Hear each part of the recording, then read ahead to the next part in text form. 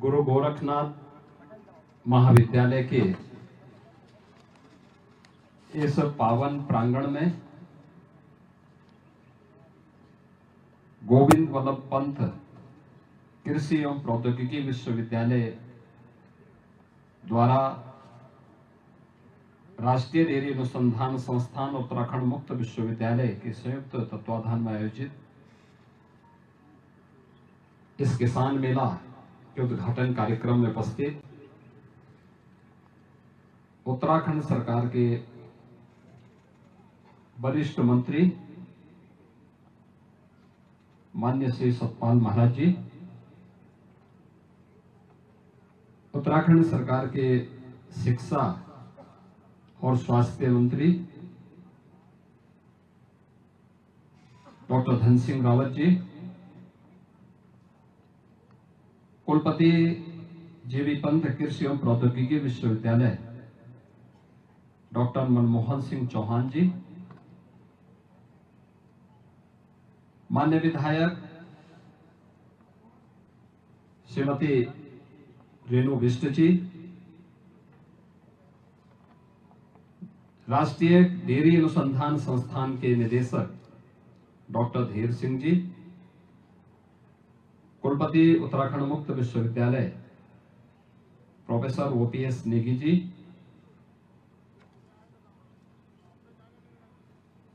आज के इस कार्यक्रम में उपस्थित सचिव general Bipin Rawat memorial foundation Shri Manjeet Singh Negi जी,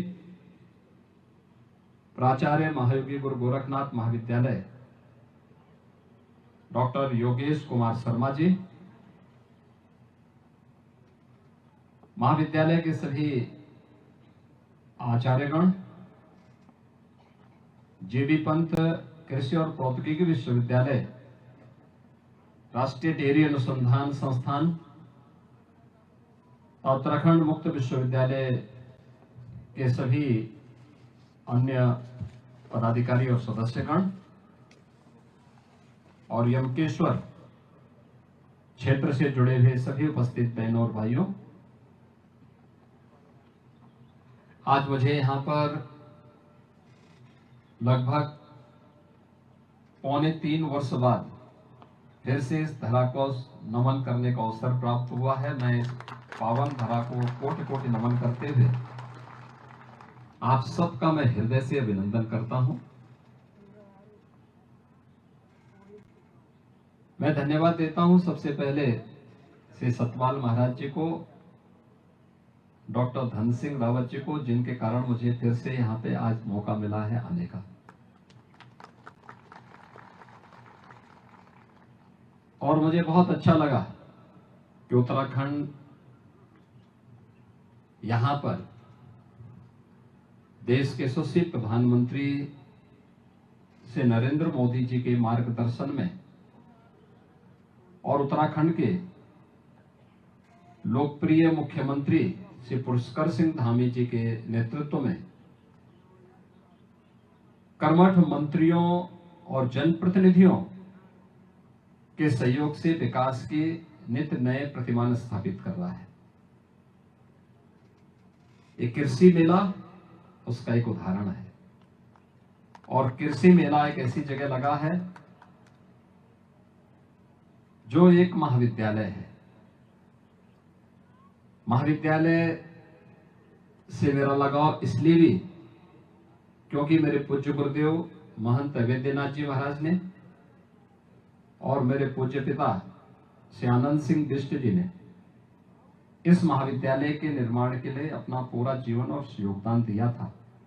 और आज उत्तराखंड सरकार के सहयोग से महाविद्यालय विकास की एक नई प्रतिमान स्थापित करते हुए आगे बढ़ रहा है।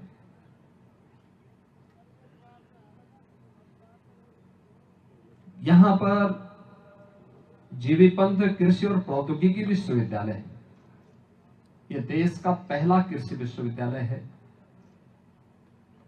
1960 में उत्तर प्रदेश के पहले मुख्यमंत्री और देश के जो बाद में गृह मंत्री बने थे, ऐसे से गोविंद वल्लभ पंत जी के नाम पर इस विश्वविद्यालय का नामकरण हुआ। विश्वविद्यालय ने देश के अंदर हरित क्रांति के क्षेत्र में बहुत बड़ा योगदान दिया। देश के अंदर खाद्यान्न सुरक्षा के लक्ष्य को प्राप्त करने के दिशा में आज जो कदम हम बढ़ा पा रहे हैं, वह इस विश्वविद्यालय ने 1960 के दशक में प्रारंभ किया था। और आज आप देख रहे होंगे, इस देश की आबादी जब आज से 1/3 थी, तब देश के अंदर खाद्यान्न संकट था। आज देश के अंदर 140 करोड़ की आबादी है और उसमें से 80 करोड़ लोगों को पिछले 5 वर्ष से प्रधानमंत्री मोदी जी फ्री में राशन की सुविधा का लाभ भी प्रदान करा रहे हैं। खाद्यान्न सुरक्षा का इससे बड़ा और कोई गारंटी दुनिया के अंदर कहीं नहीं मिल सकती जो भारत दे रहा है। विश्वविद्यालय के स्तर पर क्या क्या प्रयास हुए हैं, या फिर राष्ट्रीय डेयरी अनुसंधान संस्थान के स्तर पर या मुक्त विश्वविद्यालय के द्वारा क्या कुछ नया किया जा रहा है, इस मेले के माध्यम से सब कुछ डिस्प्ले यहां पर हो गया है। और मैं आप सबसे अनुरोध करूंगा कि एक बात देखना चाहिए, उत्तराखंड ने विकास किया है, लेकिन अपनी मूल क्षमता से हट करके केवल भौतिक विकास में अस्थायी संतुष्ट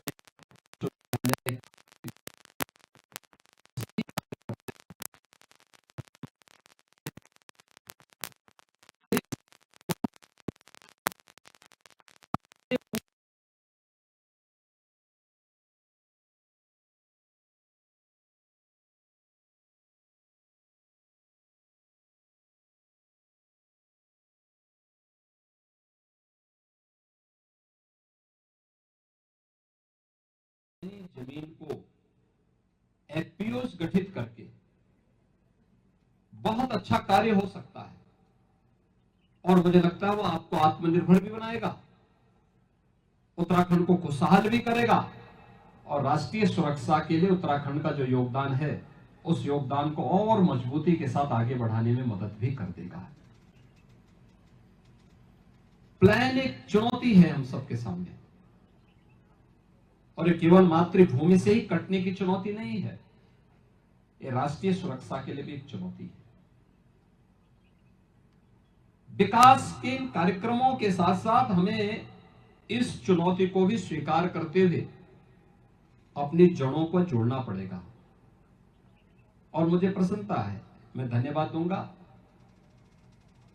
वरिष्ठ मंत्री माननीय श्री सतपाल महाराज जी को, कनेक्टिविटी के लिए भी और सिंचाई के लिए भी बेहतर प्रबंधन उनके माध्यम से प्रारंभ हुआ। हर घर नल की योजना के माध्यम से पेयजल की योजना भी गांव-गांव पहुंच रही है। शिक्षा में नए नए केंद्र खुल रहे हैं। डॉक्टर धन सिंह रावत जी के नेतृत्व में यहां पर महाविद्यालय में विज्ञान संकाय जुलाई से प्रारंभ होगा। स्टेडियम के निर्माण का कार्य यहां प्रारंभ हो चुका है। अन्य कार्यों के लिए हम लोगों के स्तर पर भी जो योगदान होगा, हम लोग भी उसमें योगदान देंगे। समस्या साधन की नहीं है, समस्या है उस साधन का बेहतर उपयोग करते हुए एक एक छात्र आत्मनिर्भरता के लक्ष्य को, जिसके लिए प्रधानमंत्री मोदी जी कहते हैं वोकल फॉर लोकल, स्थानीय स्तर पर अपनी जड़ों को मजबूत करते हुए ही हम आत्मनिर्भर हो सकते हैं। और आत्मनिर्भर जो होगा वही विकास भी करेगा, वही विकसित भी होगा। विकसित भारत के लक्ष्य को प्राप्त करना है तो उसकी पहली शर्त आत्मनिर्भरता है। आत्मनिर्भरता के उस लक्ष्य को प्राप्त करने की दिशा में हमें बेहतर प्रयास करना होगा।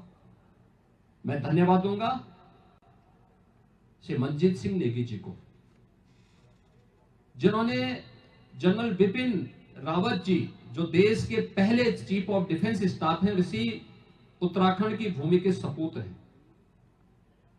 उनकी स्मृतियों को इन्होंने जीवंत बनाया और उनकी स्मृति में जगह जगह स्मारक बनाना, उनके कार्यक्रमों को अनवरत आगे बढ़ाने के साथ जुड़ना, और जुड़ना ही नहीं बल्कि आज यहाँ पर जनरल विपिन रावत जो मेमोरियल फाउंडेशन है उसके माध्यम से उन्होंने इस महाविद्यालय में मेरे पूज्य पिता की स्मृति को जीवंत बनाए रखने के लिए एक 100 फीट के ऊंचे तिरंगा को, जो भारत के राष्ट्र के आन बान और शान का प्रतीक है, उसको भी इस महाविद्यालय के प्रांगण में आज स्थापित किया है। मैं श्री मंजीत सिंह नेगी जी को और उनके पूरे फाउंडेशन के सभी पदाधिकारियों को के लिए हृदय से धन्यवाद देता हूं।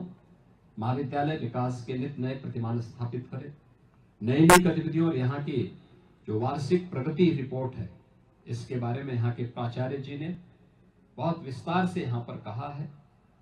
कृषि और प्रौद्योगिकी विश्वविद्यालय कैसे कार्य कर रहा है इसके बारे में श्री डॉक्टर मनमोहन सिंह चौहान जी ने, माननीय कुलपति जी ने, राष्ट्रीय डेयरी कृषि अनुसंधान संस्थान कैसे कार्य कर रहा है इसके बारे में, और मुक्त विश्वविद्यालय की गतिविधियां किस ढंग से आगे बढ़ रही है इसके बारे में विस्तार से वहां के माननीय कुलपतियों ने भी अपनी बात को रखा है। आज यहाँ पर देखेंगे आप, बकरी पालन का काम भी हो सकता है, कुक्कुट पालन का काम भी यहाँ पे कैसे हो सकता है इसका एक उदाहरण, और कुछ किसानों को बीज के किट भी और कुछ को बकरी भी यहाँ उपलब्ध होने वाली है। ये बकरी 3 लीटर तक दूध देती है। याद रखना, बकरी का दूध, ये लंग्स की बीमारी, फेफड़े से जुड़ी हुई बीमारी, ट्यूबरक्लोसिस हो यानी टीबी हो या डेंगी, कोई बीमारी डेंगी आ जाती है, या वायरल फीवर में जब प्लेटलेट्स काउंट कम होते हैं, बकरी का दूध उसका रामबाण औषधि है। और हमें उसके साथ अपने आप को जोड़ना पड़ेगा। यहाँ पे आप करेंगे बहुत अच्छी व्यवस्था उसके माध्यम से हो सकती है, उसकी पैकिंग की व्यवस्था हो सकती है, उसको आप मार्केट में सप्लाई कर सकते हैं। हाँ, बकरी के दूध में थोड़ा महक आती है, लेकिन वह बीमारी का उपचार बहुत अच्छे ढंग से करता है। मैं आप सभी देवभूमि के वासियों से ही अपील करूंगा, उत्तराखंड भारत का मुकुटमणि है, देवभूमि है, यहां से नशा को दूर करिए। यहां पर देवभूमि के अनुरूप देवालयों की स्थापना होनी चाहिए, शिक्षा के केंद्रों की स्थापना होनी चाहिए, हेल्थ एंड वेलनेस सेंटर बनने चाहिए, जल संरक्षण के लिए कार्य होना चाहिए, अधिक से अधिक फॉरेस्ट कवर भी बढ़ाया जाना चाहिए। लेकिन खेती बाड़ी के अत्याधुनिक उपायों को करते हुए हम आमदनी को भी कई गुना बढ़ाने में अपना योगदान दे सकते हैं। मैं आज के इस अवसर पर इस कृषि मेला के लिए, यहाँ किसान मेला के लिए प्रोफेसर मनमोहन सिंह चौहान जी को, यहाँ पर डॉक्टर धीर सिंह जी को, प्रोफेसर ओपी सिंह नेगी जी को, शिक्षा मंत्री जी को, माननीय श्री सतपाल महाराज जी को और महाविद्यालय के प्राचार्य और उनकी पूरी टीम को हृदय से धन्यवाद देता हूं। और मुझे पूरा विश्वास है कि आप सभी यहाँ पर जो भी चीजें इस प्रदर्शनी में लगाई गई हैं इसका लाभ लेंगे। आप सबके प्रति मेरी मंगलमय शुभकामनाएं हैं। धन्यवाद। जय हिंद।